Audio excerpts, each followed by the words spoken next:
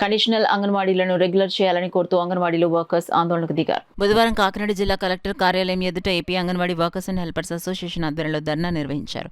ఈ ధర్నాలో పాల్గొన్న సంఘం రాష్ట్ర అధ్యక్షులు జి బేబీరాణి మాట్లాడుతూ 2013 జనవరి నెలలో అంగన్వాడీ పోస్టులను భర్తీ చేయడంలో జిల్లా అధికారులు ప్రదర్శించిన అత్యుత్సాహం వల్ల నేటికి 229 మంది అంగన్వాడీలు అభద్రతా భావంలో జీవిస్తున్నారని విమర్శించారు. ఉద్యోగంలోకి తీసుకునే ముందు కండిషనర్ అపాయింట్మెంట్ ని చెప్పకుండా పోస్టులు భర్తీ చేసి ఇప్పుడు రోస్టర్ క్యాండిడేట్లు వచ్చారని 13 ఏళ్లుగా పనిచేస్తున్న ఒంటరి మహిళలైన కండిషనల్ అంగన్వాడీలను తొలగించడం అన్యాయమన్నారు.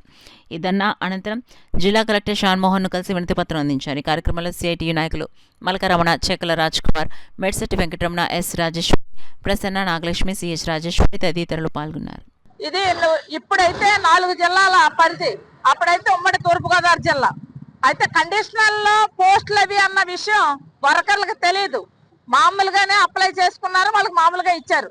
ఆ తర్వాత వాళ్ళకి ప్రతి సంవత్సరం నోటిఫికేషన్లు ఇస్తుంటే దాన్ని ఆపాలని చెప్పేసి మేము కోర్టుకు వెళ్ళిన తర్వాత అది ఆగినాయి.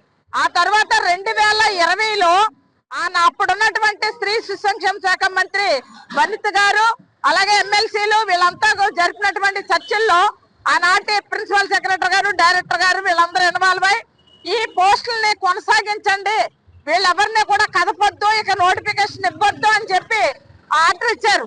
ఆ ఆర్డర్ ని ఈ రోజు అధికారులు విస్మరించి రౌతులపూడి మండలంలో ఒక అంగన్వాడీ వర్కరు ఆ రాష్ట్ర పాయింట్ వచ్చిందని చెప్పేసి కోర్టుకెళ్లి జడ్జిమెంట్ ఇచ్చారని చెప్పి అక్రమంగా అమ్మాయిని తొలగించి డ్యూటీలో జాయిన్ చేసుకున్నారు. ఎప్పుడైతే జాయిన్ చేసుకున్నారో ఇప్పుడు ఉమ్మడి తూర్పుగోదావరి జిల్లాలో 4 జిల్లాల పరిధిలో ఉన్నటువంటి రాష్ట్ర అంగన్వాడీలంతా కండిషనల్ అపాయింట్మెంట్ వాళ్ళంతా ఈవేళ ఆందోళనతోటి ఈ రోజు ఇక్కడికి రావడం అనేది